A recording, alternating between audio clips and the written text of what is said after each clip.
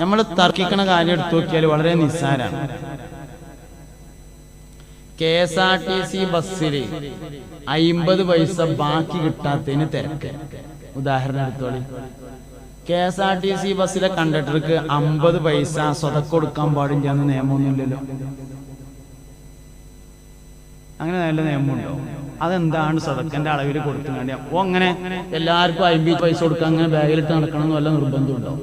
നമുക്കെന്താ 50 പൈസ സ്വതക്കാക്കി എന്തെങ്കിലും പറ്റുമോ? എന്നിട്ട് അതിന് തിരക്കൂല. ടിക്കറ്റ് ഉണ്ടോന്ന് പറഞ്ഞു കേസ് കൊടുക്കാൻ പോവാ. 50 പൈസക്ക് ആണ് സ്വതക്കാക്കിയാൽ പോരെ. മനുഷ്യൻ തർക്കിക്കേണ്ടത് ഇങ്ങനത്തെ കാര്യങ്ങൾക്കാണ്. തിരക്കൂടനെ. എന്നിട്ട് കുറെ വർത്താനം പറഞ്ഞാൽ ഓന് തോന്നും ഞാൻ വലുതായി. അല്ല ചങ്ങായി, ചെറുതായി. അങ്ങനെയുള്ള സംഗതി. കുറച്ച് വർത്താനം പറഞ്ഞാൽ നമുക്ക് തോന്നുന്നത് ഞാൻ ഇപ്പൊ വലുതായിക്കാണ്. അല്ല, സംഗതി ചെറുതായിക്കാണ്. വർത്താനം പറഞ്ഞാൽ ചെറുതാകുകയുള്ളൂ, ഒരിക്കലും വലുതാവില്ല. പഞ്ചായത്ത് റേഡിയം വലുതാവൂല, ചെറുതാകുക. കുറെ വർത്താനം പറഞ്ഞാൽ വലിയ സംഭവം എന്ന് നമ്മളെ വിചാരം. ഇല്ലേ, എത്രത്തോളം മിണ്ടാതിരിക്കണോ അത്രത്തോളം വലിയ സംഭവം അതന്നെ. അതുകൊണ്ട് മിണ്ടാതിരിക്കാൻ വലിയ വിവരം വേണം. മിണ്ടാതിരിക്കാൻ വലിയ വിവരം വേണം. വർത്താനം പറയാൻ അത്ര തന്നെ വിവരം വേണ്ട. ചെറിയ ചെറിയ വിവരങ്ങൾ തന്നെ ധാരാളമായിരിക്കും. നിറകുടം തുളുമ്പൂല എന്നാണ്. അരക്കുടാണ് തുളുമ്പുക. നിറകുടമായിരിക്കണം നമ്മൾ. തുളുമ്പാൻ പാടില്ല. എല്ലാ വിഷയവും പറയേണ്ട സ്ഥലമുണ്ട്, അവിടെ പറയാൻ പറ്റുള്ളൂ. പറയാൻ പറ്റാത്തടത്ത് പറയാൻ പാടില്ല. എല്ലാതും പറയാനുള്ളതല്ല, എല്ലാതും അറിയാനുള്ളതല്ല, എല്ലാ കാര്യവും അറിയാനുള്ളതല്ല. വിവരാവകാശ നിയമം വന്നതിന് ശേഷം നമുക്ക് തോന്നിയതാണ് എല്ലാതും അറിയാനുള്ളതാണ്. എല്ലാതും അറിയാനുള്ളതല്ല. അറിയുന്നതെല്ലാം പറയാനുള്ളതുമല്ല, ചിലത് പറയാതിരിക്കാനുള്ളതാണ്.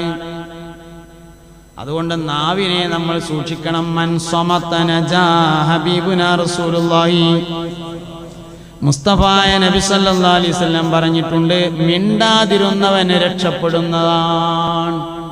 ഏറ്റവും വലിയ രക്ഷാമാർഗം മിണ്ടാതിരിക്കുക എന്നുള്ളതാണ്. മൗനം വാചാലമാക്കുക എന്നുള്ളതാണ്. മൗനം ദിക്റാണ്. ശരിക്കും മൗനം ദിക്റാണ്. തഫക്കുറു സഅത്തിൻ ഖൈറും മിൻ അൽഫി റകഅ ഹബീബുനാ റസൂലുള്ളാഹി. ഒരു മണിക്കൂർ, സായത്തിന് മണിക്കൂർ എന്ന അർത്ഥമുണ്ട്. ഒരു മണിക്കൂർ ഒരാൾ അള്ളാഹുവിനെ കുറിച്ച് വെറുതെ ഇങ്ങനെ ആലോചിച്ചുകൊണ്ട് മിണ്ടാതിരിക്കൽ ഖൈറും മിൻ അൽഫി റകഅ, 1000 റക്അത്ത് നിസ്കരിക്കുന്നതിനേക്കാൾ ഖൈറാൻ. മറ്റുള്ളവരുടെ ന്യായത്തെ നമ്മൾ അറിയാതിരിക്കുകയും നമ്മുടെ ന്യായത്തെ അറിയുകയും ചെയ്യും. അവിടുന്നാണ് തർക്കം വരിക. മറ്റുള്ളവരുടെ ന്യായത്തെ നമ്മളെന്താ വെച്ചാൽ നമ്മൾ വേറെ ആൾക്ക് മാർക്ക് ഇടുന്നത് നമ്മളെ മാനദണ്ഡം വെച്ചിട്ടാണ്. ഞാൻ ഈ പറഞ്ഞത് നിങ്ങൾക്ക് മനസ്സിലാകുന്നുണ്ടാവും എന്ന് വിചാരിക്കുന്നു. ഇതന്നെയാണ് വയത്. ഈ പറഞ്ഞുകൊണ്ടിരിക്കുന്നത് തന്നെയാണ്. ഇനി എപ്പോഴാ ഇയാൾ വയത് തുടങ്ങാന്നാവോന്ന് വിചാരിക്കണ്ട. ഇതന്നെയാണ് വയത്. ഇപ്പൊ ഈ പറഞ്ഞുകൊണ്ടിരിക്കുന്ന ഈ സാധനം തന്നെയാണ് വയത് എന്ന് പറഞ്ഞ സംഗതി. അപ്പൊ ഇനി വേറെ വരാനില്ല. തന്നെ ഇതിങ്ങനെ കയ്യ. അപ്പൊ എല്ലാവരും ശ്രദ്ധിച്ചിരുന്നോളെ ഈ പറഞ്ഞ എന്താന്നുള്ളത്. നമ്മളെ ന്യായം വെച്ചിട്ട് വേറൊരാളെ തൂക്കുക, അയാളെ ന്യായം വെച്ചിട്ട് തൂക്കൂല.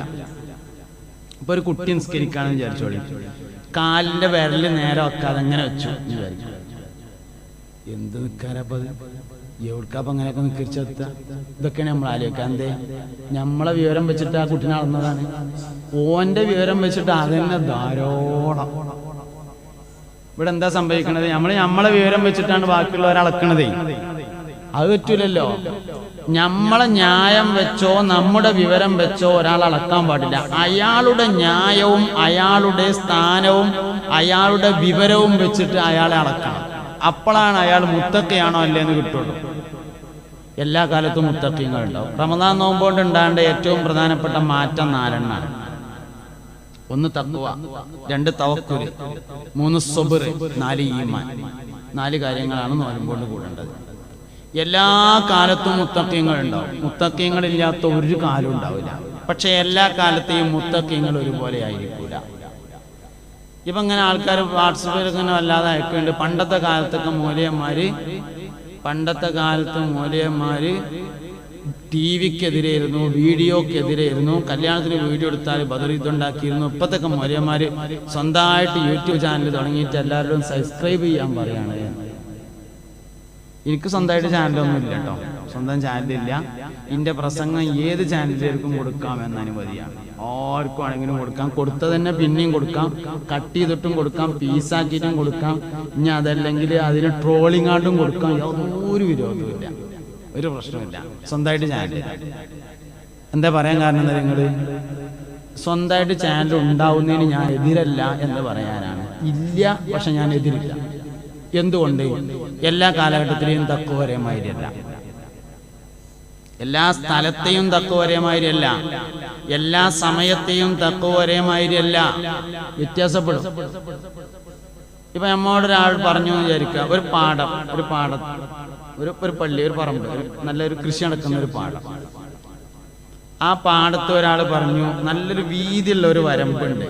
ഒരാൾ പറഞ്ഞു അവിടെ ഈ വരമ്പിന് നടക്കരുത് കേട്ടോ, കാരണം ഞാൻ മിഞ്ഞാന്ന് പോരുമ്പോ അതിൻ്റെ ആ നടുക്ക് ഒരു ചെറിയ കിണർ, അത് ആ കിണറിനോട് ചാരിയിട്ട് അവിടെ ഒരു വലിയ മട ഉണ്ട്, അതിലൊരു മൂർക്കം പാമ്പിനെ കണ്ടിട്ടുണ്ട്, അതുകൊണ്ട് ഈ അയിക്കൂടെ പോരുത് കേട്ടോ എന്ന് പറഞ്ഞു എന്ന് വിചാരിക്കുക. വിശ്വസ്തനായ ഒരാൾ. എന്നാ തക്കുവ പോകാതിരിക്കലാണ്,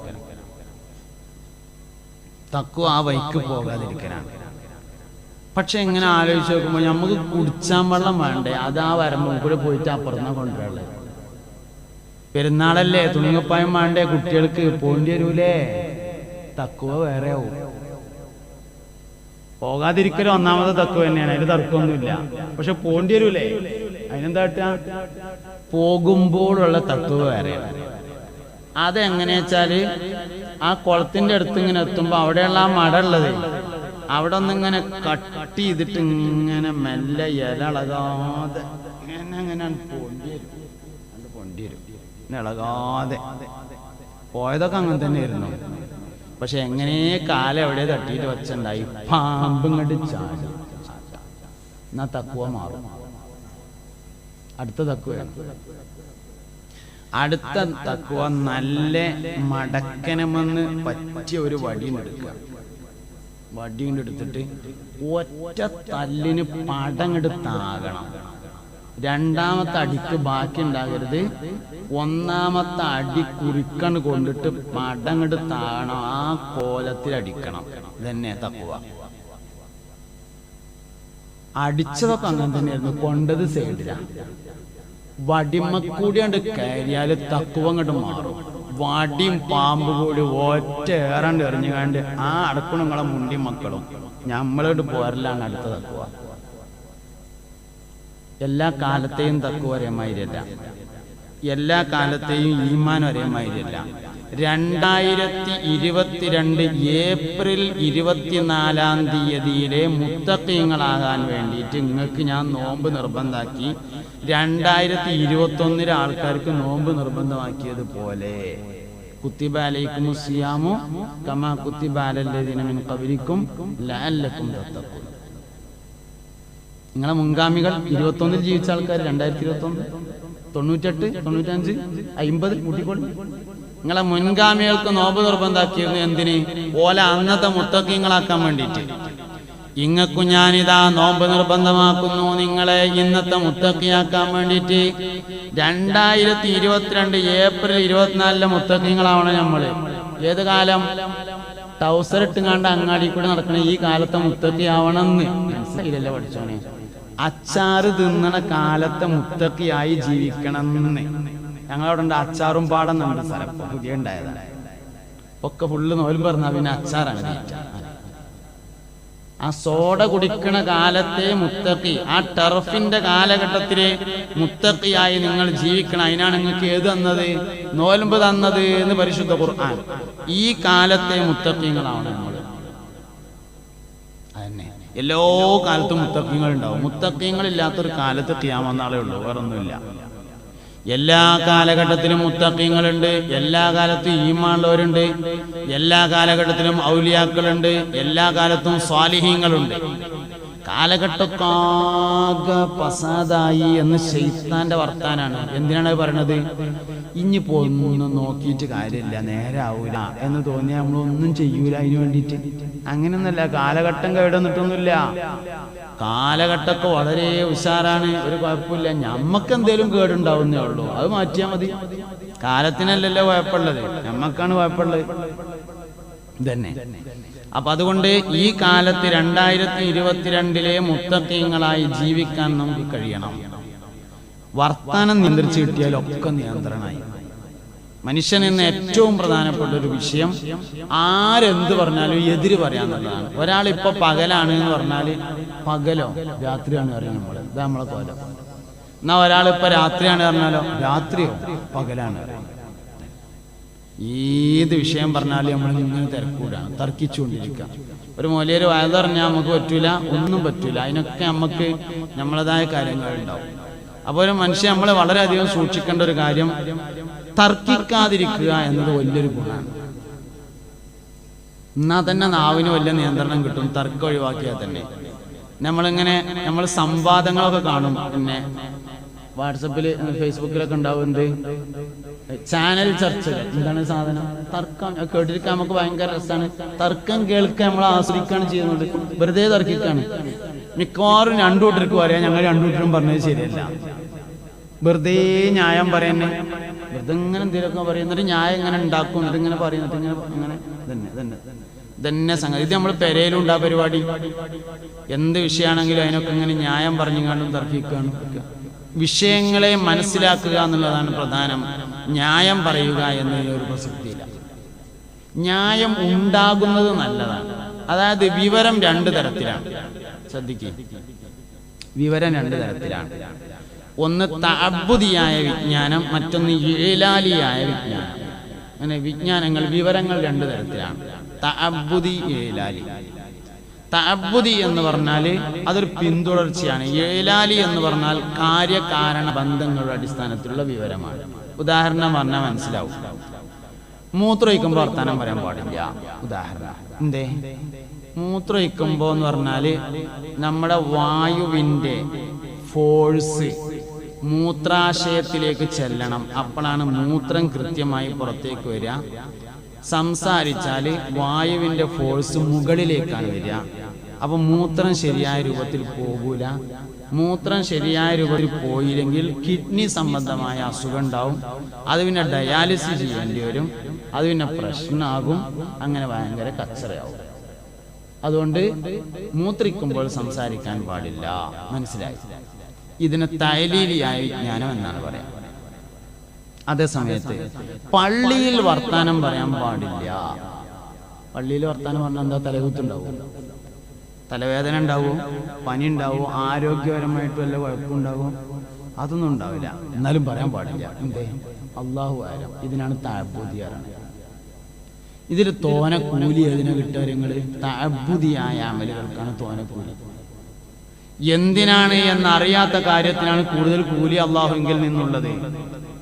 തഅബ്ബുദിയായ വിജ്ഞാനം. അപ്പൊ എല്ലാറ്റിന്റെയും ന്യായം അറിയണമെന്നില്ല.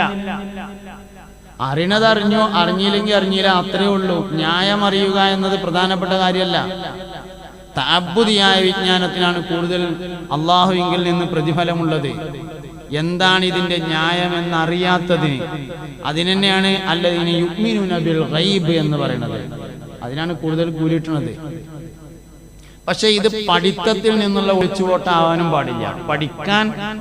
പഠിക്കാതിരിക്കാനുള്ള വർത്താനോട്ടാവാനും പാടില്ല. അങ്ങനെയാണ് പഠിക്കണം നമ്മള്. ഞാൻ പറഞ്ഞുകൊണ്ടിരിക്കണം എന്താ വെച്ചാല്, നമ്മൾ നമ്മുടെ കാഴ്ചപ്പാട് വെച്ച് മറ്റൊരാളെ വിലയിരുത്തുന്നു. ഞാൻ ഉദാഹരണം പറയാം. ഒരാളുടെ തുണി നെരിയാണ്ട് താഴെയാണെന്ന് വിചാരിക്കാം. ഒരാളെ തുണി നെരിയാണ്ട് താഴെയാണ്. അപ്പൊ നമ്മളിങ്ങനെ വിചാരിക്കും, നരകത്തിലെ വിറക് പോകുന്നുണ്ടല്ലേ, നല്ല ഉണങ്ങിയ വിറക, നല്ലോണം കത്തും, നടക്കങ്ങനെ. ഒരാളുടെ തുണി നെരിയാണ്ട് താഴെ. നമ്മളിങ്ങനെ വിചാരിക്കണോ നരകത്തിലെ വിറകാ പോകണം. സംഗതി ഹദീസിലുള്ള എന്താണ്? മൻ ജറ ഇസാറഹു ഖുയലാ ഫൽയതബവ്വ മഖാദഹു മിനന്നാർ എന്നാണ് ഹദീസിലുള്ളത്. മൻ ജറ ഇസാറഹു ഖുയലാ, നിങ്ങളിൽ നിന്ന് ഒരാള് വസ്ത്രത്തെ അഹങ്കാരിയായി നെരിയാണിക്ക് താഴെ വലിച്ചിഴച്ചാൽ നരകത്തിൽ അവന്റെ സീറ്റ് റിസർവ് ചെയ്ത് കൊള്ളട്ടെ എന്നാണ് ഹദീസ്. അഹങ്കാരിയായി എന്നുണ്ട് ഹദീസില്. ഇത് വേറൊരാൾക്ക് അറിയണമല്ല. ഇത് ഓന് മാത്രമേ അറിയുള്ളൂ, ഞാൻ ഇപ്പൊ എന്തിനാ തുണി താത്തിട്ടത്. പക്ഷെ താത്തിടാൻ പാടില്ല കേട്ടോ. എന്തുകൊണ്ട്? അത് മുസ്ലിം സംസ്കാരത്തിനെതിരാവും. അതുകൊണ്ട് താത്തിടാൻ പാടില്ല. മസ്അല വേറെയാണ്, എന്നെ ചെയ്യാൻ പറ്റുമോ പറ്റില്ല എന്നുള്ളത് വേറെയാണ്. അപ്പൊ പിന്നെ മൂപ്പര് പറഞ്ഞതനുസരിച്ച് ഇപ്പൊ നാളെ മുതൽ നമുക്ക് താത്തിടാനല്ലോ എന്ന് തീരുമാനിക്കരുത്. നാളെ മുതൽ നമ്മൾ താത്തിടാൻ തീരുമാനിക്കാൻ പറ്റൂല. ഹുക്മ് വേറെയാണ്, അദബ് വേറെയാണ്. അദബ് സംസ്കാരവുമായി ബന്ധപ്പെട്ടതാണ്. മുസ്ലിങ്ങൾക്ക് അവരുടേതായ സംസ്കാരമുണ്ട്, ആ സംസ്കാരമേ ചെയ്യാൻ പറ്റുള്ളൂ, അല്ലാത്ത സംസ്കാരം ചെയ്യാൻ പറ്റൂല. അത് മസല നോക്കിയിട്ടൊന്നും പറ്റൂല. അപ്പോ ആ സംസ്കാരവും ആ അദബും പാലിച്ചുകൊണ്ട് തന്നെയാണ് കാര്യങ്ങൾ ചെയ്യേണ്ടത്. ഇപ്പൊ ഉദാഹരണമായിട്ട് നമ്മൾ എടുക്കുക, ഒരാൾക്ക് നഖം ഇങ്ങനെ നീണ്ടു വരുന്നുണ്ട്. അതിന്റെ അടിയത്തെ ചളിയൊക്കെ നല്ല എല്ലാ ദിവസവും കളഞ്ഞു വൃത്തിയാക്കും. എന്നാ അപ്പൊ നിസ്കാരത്തിന് എന്തെങ്കിലും കുഴപ്പമുണ്ടോ? ഒരു കുഴപ്പമില്ല. നല്ല ചളിയൊക്കെ കളഞ്ഞു വൃത്തിയാക്കുകയാണെങ്കിൽ നഖം വളർത്തല് ഹറാമുണ്ടോ? ഹറാമുമില്ല. എന്നാലോ വളർത്താൻ പറ്റുമോ? ഇല്ല. അത് ഒരു സംസ്കാര ശൂന്യനാവും അവൻ.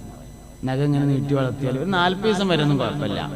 40 കഴിഞ്ഞാല് കറാഹത്താവും. കറാഹത്തായാല് ഓന്റെ എല്ലാ അമലിനെയും ആ കറാഹത്ത് ബാധിക്കും. നമ്മൾ വിചാരിക്കും കറാഹത്ത് പറഞ്ഞാൽ അത് കറാഹത്തല്ലേ ഉള്ളൂ. കറാഹത്തായാല് ഓൻ നിസ്കരിച്ചത് ആ കറാഹത്തിലാണ്. ഓന്റെ നോലമ്പിലും ആ കറാഹത്തുണ്ട്, ഓന്റെ സ്വതക്കയിലും ആ കറാഹത്തുണ്ട്. കറാഹത്ത് എന്ന് പറഞ്ഞാൽ നമുക്ക് തോന്നുന്നത് അത് കറാഹത്തല്ലേ ഉള്ളൂ, പോട്ടേന്ന് പോവൂല. ഈ കറാഹത്ത് ഓന്റെ എല്ലാ വിഷയങ്ങളിലും ഉണ്ടാവും. ഓൻ ഖുർആൻ ഓതുമ്പോഴും എന്ത് തന്നെയാണ്? ഈ കറാഹത്ത് തന്നെയാണ്. ഓൻ നിസ്കരിച്ചുമ്പോഴും ഈ കറാഹത്ത് തന്നെയാണ്. ഓൻ നോയമ്പ് എടുക്കുമ്പോഴും ഈ കറാഹത്ത് തന്നെയാണ്. ഓൻ ഉംറക്ക് പോകുമ്പോഴും ആ കറാഹത്ത്. ഓന്റെ ഉമ്മാനെ നോക്കുകയാണ്, അത് ഈ കറാഹത്ത് തന്നെയാണ്. അപ്പൊ കറാഹത്തല്ലേ, അപ്പൊ വരാൻ പറ്റുമെന്ന് വിചാരിക്കാനൊന്നും നിർവാഹമില്ല. പക്ഷെ നമ്മൾ വിലയിരുത്തുമ്പോൾ നമ്മുടെ മാനദണ്ഡം വെച്ച് വിലയിരുത്തരുത്. അപ്പൊ ഒരാള് നെരിയാണിക്ക് താഴെ തുണി വസ്ത്രം വലിച്ചിഴച്ചാൽ നമ്മളെ മാനദണ്ഡം വെച്ച് നോക്കുമ്പോ അഹങ്കാരിയായിരിക്കാനാണ് സാധ്യത. കാരണം നമ്മള് അത് നിങ്ങൾക്ക് പറയാൻ ലേശം മടി ഉണ്ടാവും. നമ്മളെ മാനദണ്ഡം വെച്ചിട്ട് നമ്മള് അളക്കുമ്പോ എന്തെന്നെയാണ്? അഹങ്കാരി തന്നെയാണ്. പക്ഷെ അയാളെ മാനദണ്ഡം വെച്ച് അളന്ന് നോക്കുമ്പോ അയാൾക്ക് നെരിയാണിമ കുരുണ്ട്. അത് ആൾക്കാർ കാണരുത് എന്ന് കരുതി താത്തിട്ടതാണ്, ഒരു കുഴപ്പമില്ല. അല്ലെങ്കിലോ അയാൾ അറിയാതെ ശ്രദ്ധയില്ലാതെ അശ്രദ്ധമായപ്പോൾ നെരിയാണിക്ക് താഴെ താന്നു പോയതാണ്. അല്ലെങ്കിലോ അയാളുടെ തുണി വീതിയേറിയതുകൊണ്ട് എടുത്തിട്ട് നിൽക്കായിട്ടാണ്. ഇതൊന്നും അഹങ്കാരല്ല.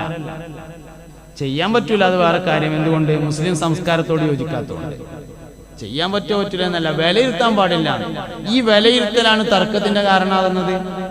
നമ്മുടെ മാനദണ്ഡങ്ങൾ വെച്ചുകൊണ്ട് നമ്മൾ മറ്റൊരാളെ വിലയിരുത്തുന്നു.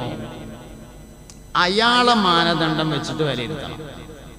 അയാൾ ആരാണ്, അയാളുടെ വിവരം എത്രയാണ്, അയാളുടെ സാഹചര്യം എന്തൊക്കെയാണ്, അത് വെച്ചിട്ട് അയാളെ വിലയിരുത്തുമ്പോഴാണ് ശരിക്കും കറക്റ്റ് കാണാൻ പറ്റുക. അപ്പൊ കുട്ടിയെ വിലയിരുത്തേണ്ടത് കുട്ടിയുടെ മാനദണ്ഡം വെച്ച്, ജോലിക്കാരനെ വിലയിരുത്തേണ്ടത് ജോലിക്കാരന്റെ മാനദണ്ഡം വെച്ച്, ആലിമിനെ വിലയിരുത്തേണ്ടത് ആലിമിന്റെ മാനദണ്ഡം വെച്ച്, ജാഹിലിനെ വിലയിരുത്തേണ്ടത് ജാഹിലിന്റെ മാനദണ്ഡം വെച്ച്, ഓരോ ആളുകളെയും അവരവർക്കുള്ള മാനദണ്ഡം വെച്ചുകൊണ്ട് വിലയിരുത്തണം. നമ്മുടെ മാനദണ്ഡം വെച്ചുകൊണ്ട് വിലയിരുത്താൻ പാടില്ല. അങ്ങനെ വിലയിരുത്തിയാൽ നമ്മൾ തിരക്കൂടും, നമ്മൾ തിരക്കൂടും. വെള്ളിയാഴ്ച ജുമാക്ക് വന്നാൽ വരെ ഇന്ന് തർക്കമാണ്. പല വിഷയത്തിനും തർക്കം തന്നെ. ഔദുംകാരൊക്കെ തർക്കം, കമ്മിറ്റിക്കാർ വരിസംഖ്യ വിരിക്കാതിരിക്കുന്ന ഒരു സ്ഥലം ഉണ്ടാവും, അവിടെ തർക്കം, എല്ലായിടത്തും തർക്കം. മൊത്തത്തിൽ നമ്മൾ ഇന്ന് താർക്കികന്മാരായി മാറിക്കൊണ്ടിരിക്കുന്നു.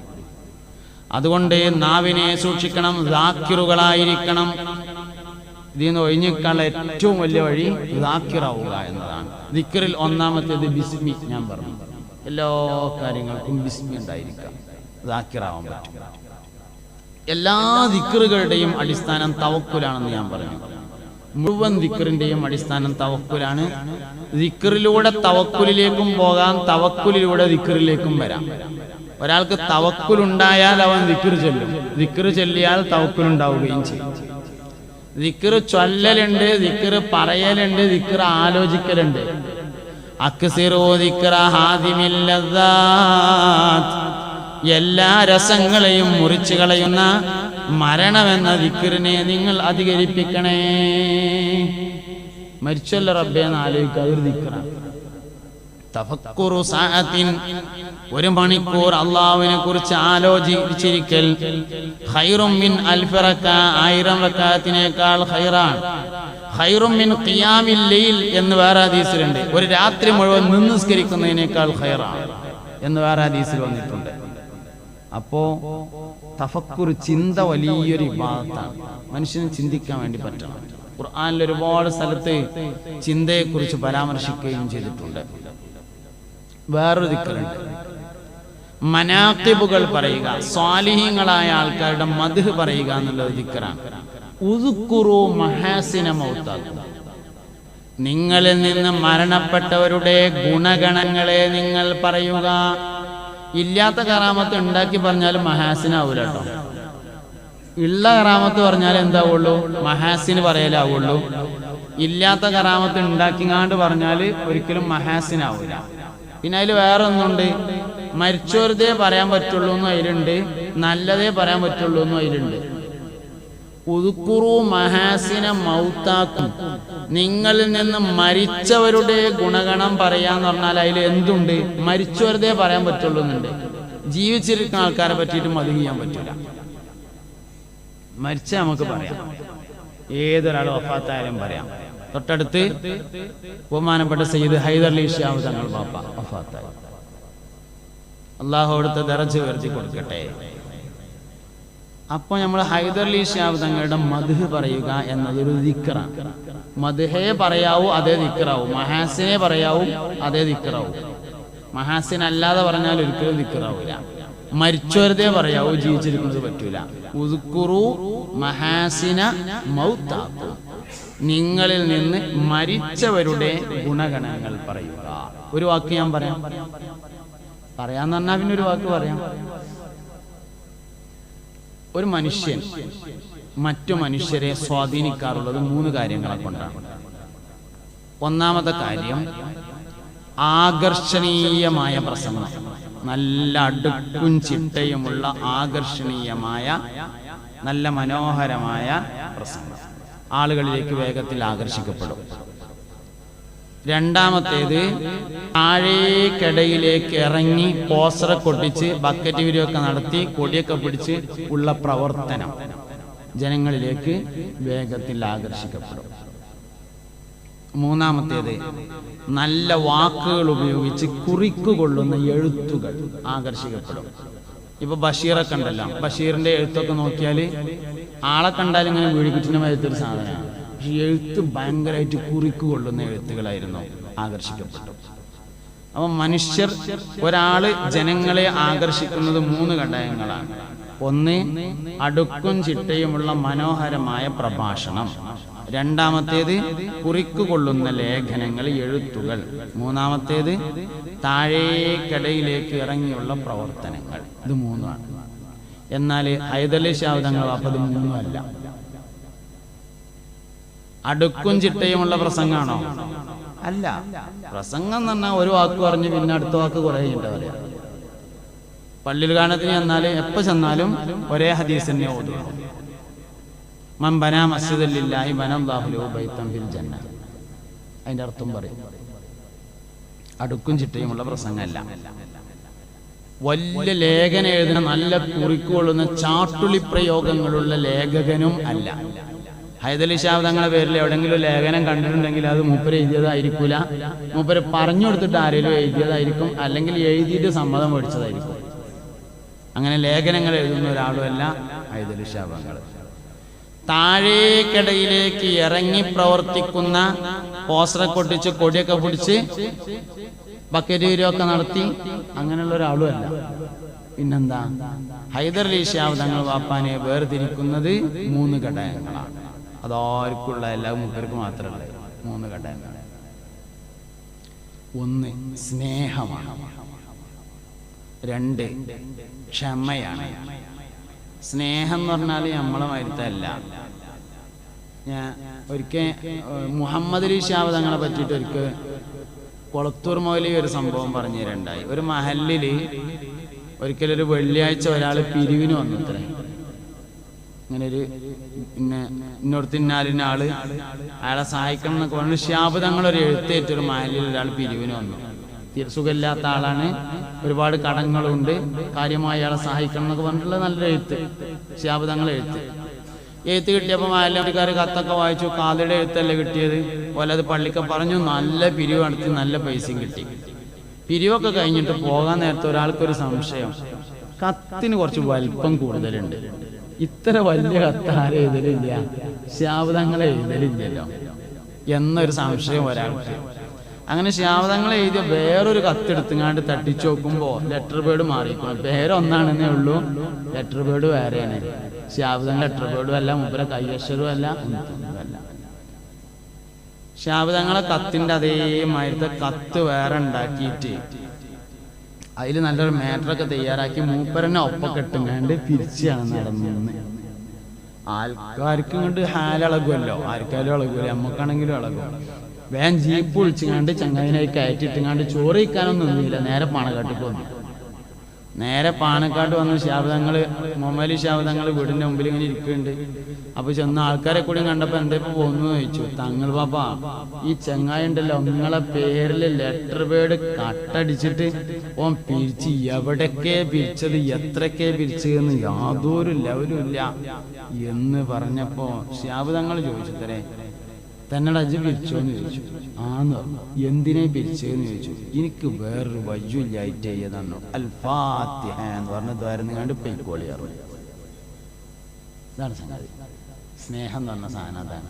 അത് പൊട്ടുമുറിയല്ല, അത് നമ്മക്ക് ഇവിടെ പീടിന്ന് പോയിട്ട് വാങ്ങാൻ കിട്ടുന്ന സാധനമൊന്നുമല്ല. ഒരു 2 റുപ്യക്ക് സ്നേഹം ആ പീടിന്ന് കിട്ടൂല, അവിടെ ഉണ്ടാകുക തന്നെ വേണം. അതുപോലെ വല്ലിപ്പാക്ക് ഉണ്ടായിരുന്നു. ഓല വല്ലിപ്പണ്ട് മദീനത്ത് കിടന്നുറങ്ങുന്നു മുഹമ്മദ് നബി സല്ലല്ലാഹു അലൈഹി വസല്ലം ഉണ്ടായിരുന്നു. സല്ലല്ലാഹു അലൈഹി വസല്ലം അബൂജാഹിലിന്റെ പേരിൽ ഒരു സൽക്കാരം ഉണ്ടായിരുന്നു. സൽക്കാരത്തിന് പോകുമ്പോ വൈക്കന്ന് ജിബ്രീലിനെ കണ്ടു അലൈഹിസ്സലാം. എവിടുക്കാ പോണോ ചോദിച്ചു. അതിലിങ്ങനെ സൽക്കാരത്തിന് പോവുകയാണ് പറഞ്ഞു. ആയിക്കോട്ടെ ഞാനും ഉണ്ട് പറഞ്ഞു. ശരി പറഞ്ഞു. പോയി ഇവ എന്താ ചെയ്യുന്ന, പെരന്റെ മുന്നിൽ ഒരു കുയ്യൊത്തിയിട്ട് അതിന്റെ മേലെ ഇങ്ങനെ മണ്ണിട്ട് വെച്ചിക്കാണ് ചാടിക്കാൻ വേണ്ടിയിട്ട്. നബി ഇങ്ങനെ വരുന്നുണ്ടോ, ജിബ്രീലിനെ പിന്നെ മൂപ്പര് കാണുന്നില്ലല്ലോ. നബി തങ്ങൾ ഇങ്ങനെ വരുന്നുണ്ട്. അപ്പൊ മൂപ്പര് ഡൈനിങ് ഹാളിന്റെ കർട്ടൻ നോക്കിയിട്ട് ഇങ്ങനെ നോക്കുകയാണ്. ഇപ്പൊ ചാടും നിർത്തിയിട്ട് ഡൈനിങ് ഹാളിനെ ജനലിന്റെ കർട്ടൻ നോക്കിയിട്ട് ഇങ്ങനെ നോക്കും.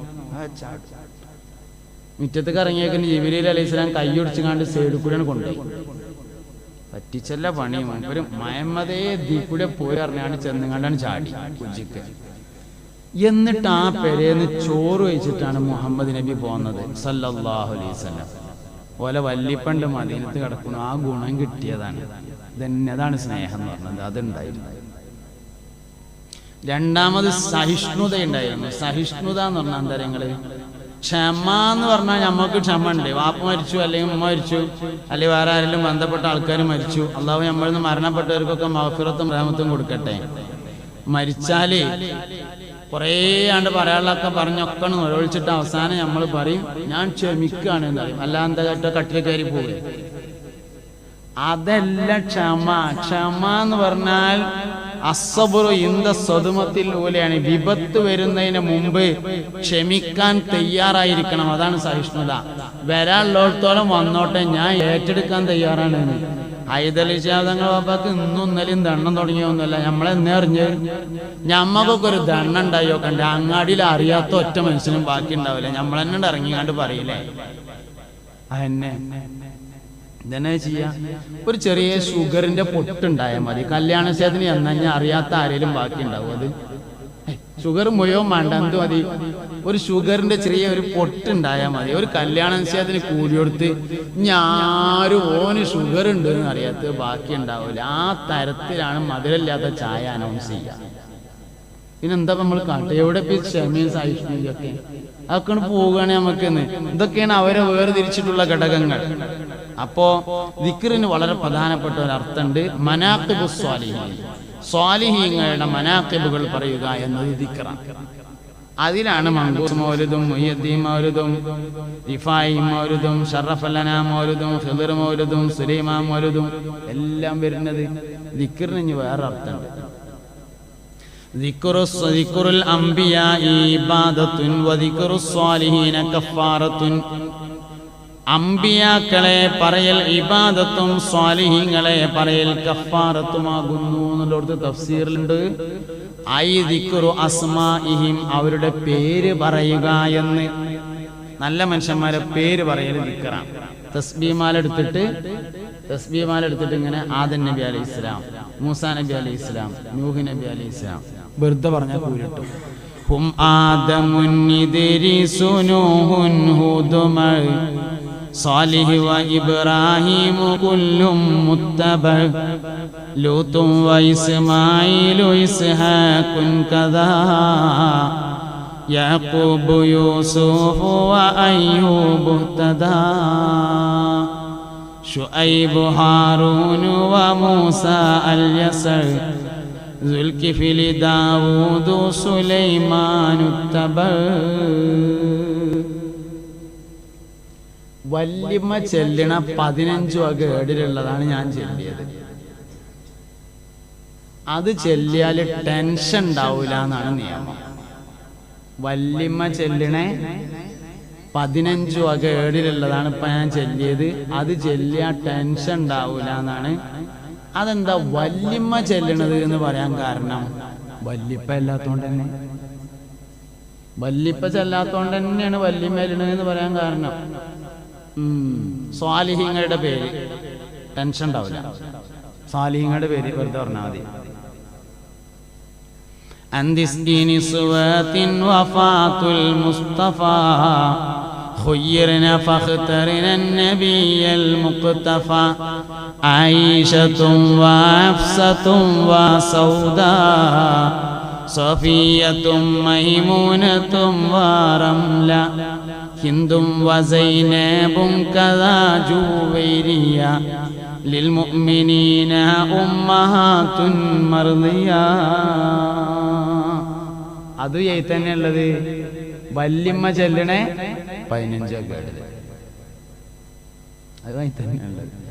അബൂഹു അബ്ദുല്ലാഹി അബ്ദുൽ മുത്തലിബ് വഹാഷിമുൻ അബ്ദു മനാഫിൽ മുൻതസിബ് ഉസൈകിലാബുൻ മുറത്തുൻ കഅബുൽ ലുഗൈ ഗാലിബ് ഫീറും മാലികുൻ നദറുൻ ഉഖൈ കിനാനത്തുൻ ഹുസൈമത്തുൻ വമുദ്രിക ഇല്യാസു സുമ്മാമുദറുക്കും മുദ്രിക നിസാറുഹും വഅദ്ദുഹും അദ്നാനു തർതീബുഹും ആതാബിഹി തിബിയാനു. വല്ലിപ്പ അല്ലിക്കോളി അടുത്ത വേദന വരുമ്പോ എന്ത് പറഞ്ഞോണ്ട് വല്ലിപ്പ ചെല്ലണ കേടില് എന്ന് പറഞ്ഞോണ്ട് ചെല്ലുകയാണെങ്കിൽ ടെൻഷൻ ഉണ്ടാവില്ല. ഞമ്മങ്ങനെ കുടിരിക്കലിന് മോലിയന്മാരൊക്കെ വിളിക്കുമല്ലോ. അങ്ങനെ എല്ലാവരും വന്നിട്ട് സുബഹിസ്കാരം കഴിഞ്ഞിട്ട് ഇങ്ങനെ മൗലിദിന്റെ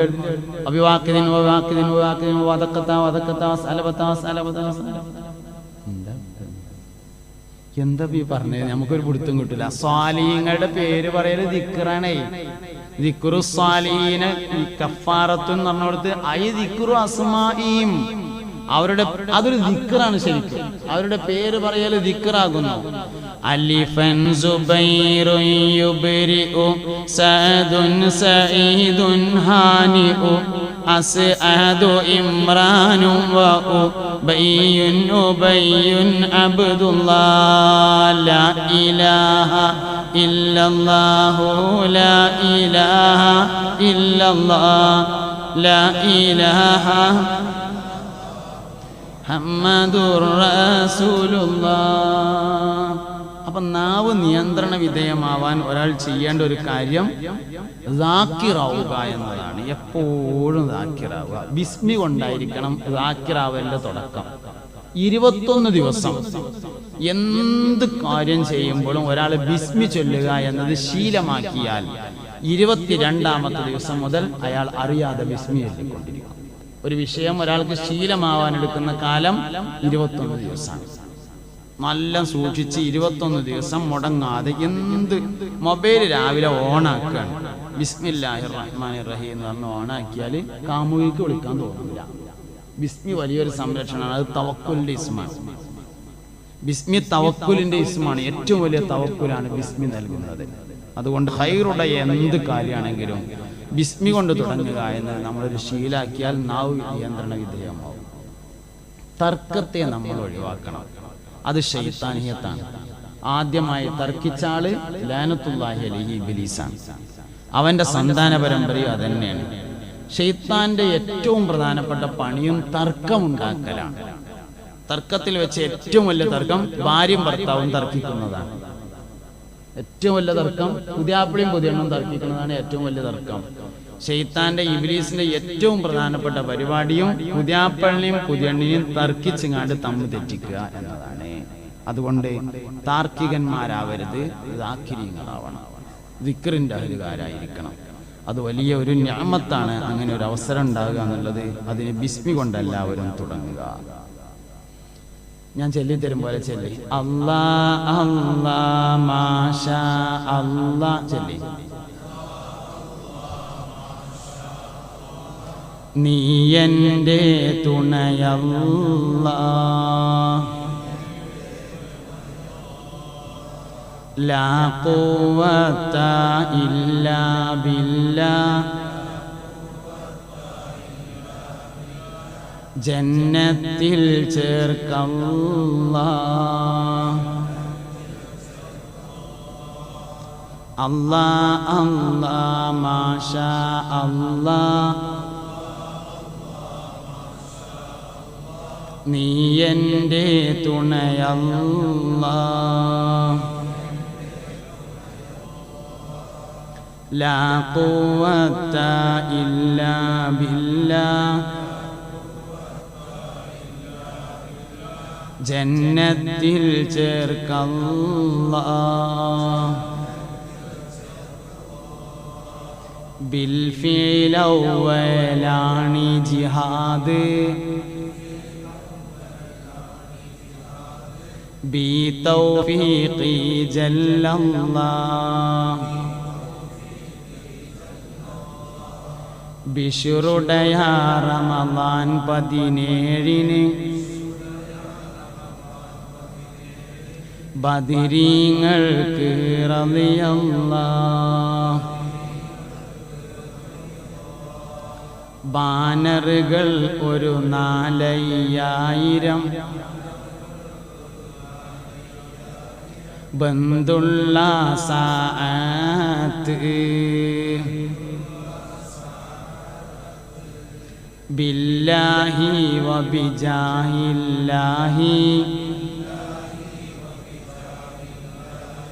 ബദരീങ്ങൾ വിജയീത്ത്. ബാഉം യാഉം സീനും അലിഫും, ബദരീങ്ങൾ കദദോത്ത്. ബാശീറവരാം മുത്ത് നബിയോർ, ബന്ദിടൈ അമരത്ത്. ബഹറാണവരുടെ പോരിശ പറയാൻ, വല്ലാത്തൊരു അജബാണേ. ബദരീങ്ങൾക്കെഴുന്നേറ്റതു നിൽക്കൽ, ബഹുമാനർ സഹബാണേ. ബിശുഹദാ ഇല്ലാഹി മൗത്തിൻ, വല്ലാത്തൊരു നേരത്ത്. ഭംഗീശം ഫളിലും പൊളിയാതെ, ബൈജിക പിരിസാഅത്തിൽ.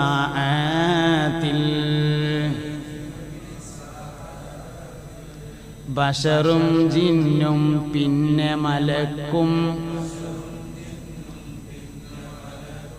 ബേജാറാം സാഅത്തിൽ. ബദിരീങ്ങൾ മദദാൽ ചേർക്കേണേ ബാരി നീ സ്വർഗത്തിൽ അല്ലാ അല്ലാ മാഷാ അല്ലാ നീ എൻ്റെ തുണയല്ലാ ലാ ഖുവത ഇല്ലാ ബില്ലാഹ് ജന്നത്തിൽ ചേർക്കല്ലാ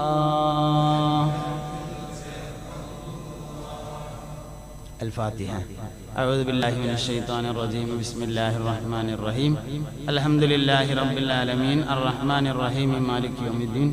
إياك نعبد وإياك نستعين اهدنا الصراط المستقيم صراط الذين أنعمت عليهم غير المغضوب عليهم ولا الضالين آمين.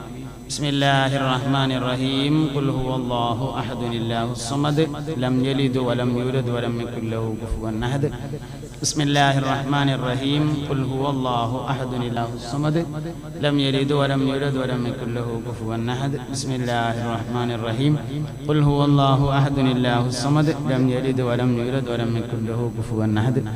بسم الله الرحمن الرحيم. قل أعوذ برب الفلق من شر ما خلق ومن شر غاسق إذا وقب ومن شر النفاثات في العقد ومن شر حاسد إذا حسد. بسم الله الرحمن الرحيم. قل أعوذ برب الناس ملك الناس إله الناس من شر الوسواس الخناس الذي يوسوس في صدور الناس من الجنة والناس. الحمد لله رب العالمين.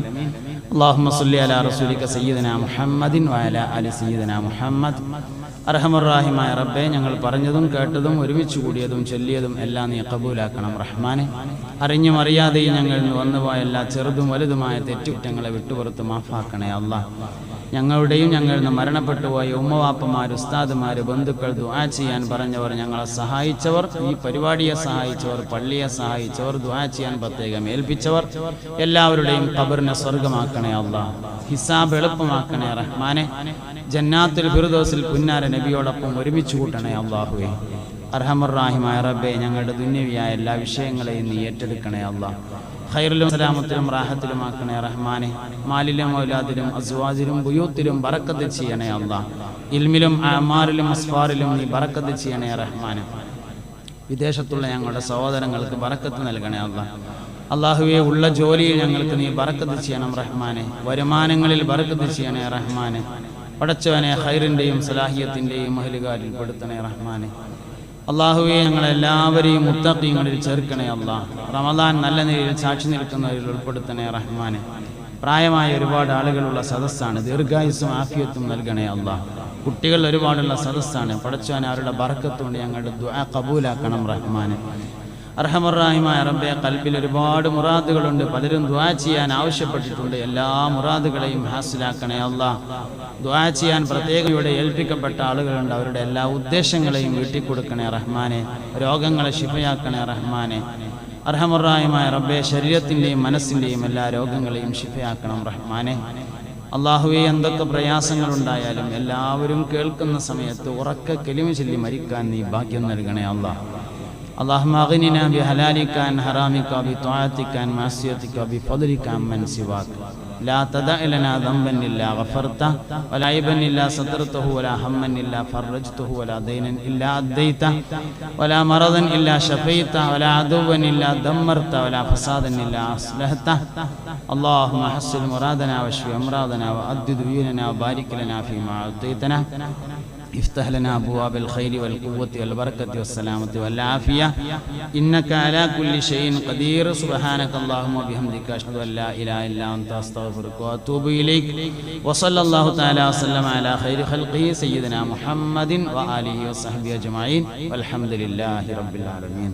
صلى الله على محمد صلى الله عليه وسلم. صلى الله على محمد صلى الله عليه وسلم. اللهم صل على محمد يا ربي صل عليه وسلم. دعاء. السلام عليكم ورحمة الله.